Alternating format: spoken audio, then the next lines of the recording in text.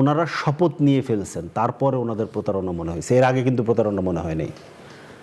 ধরে নিলাম এটা প্রতারণা, তর্কের খাতিরে এটা ধরে নিলাম প্রতারণা, কিন্তু এখানে তো জনগণ ভোট দিয়েছে। জনগণের ভোটের উপর আর গণতান্ত্রিক রাষ্ট্রে অন্য কোনো কিছু না, অন্য কোনো কিছু করে না, এক্সিস্ট করে না। জনরায়ের উপরে অন্য কোনো কিছু নাই। আপনি গণরায়কে অস্বীকার করলেন। গণরায়কে অস্বীকার করার মধ্য দিয়ে আপনি নিজে যা চান সেটা করবেন, সেটার একটা পরিষ্কার দিক নির্দেশনা আমাদেরকে দিয়েছেন। আমি 3-4টা উদাহরণ দিই। সেটা হচ্ছে যে সুপ্রিম কোর্টের সচিবালয় বাতিল করে দেওয়া হলো, এবং এটাতে কিন্তু জুলাই সনদে ওনাদের নোট অফ ডিসেন্ট নাই, ওনাদের ইশতেহারেও এটা আছে, ওনারা এটা করবেন, তারপরে এটা বাতিল করে দেওয়া হয়েছে। জি।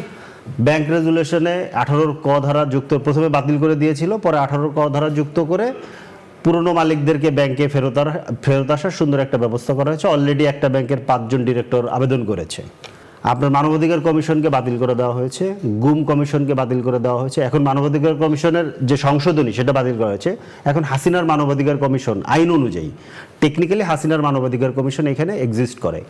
যেই মানবাধিকার কমিশন থাকা সত্ত্বেও এইখানে শত শত মানুষ গুম হয়েছে, হাজারে হাজার ক্রসফায়ার হয়েছে, প্রতিনিয়ত বিরোধী দলীয় নেতাকর্মীদের উপরে অত্যাচার নির্যাতন করা হয়েছে।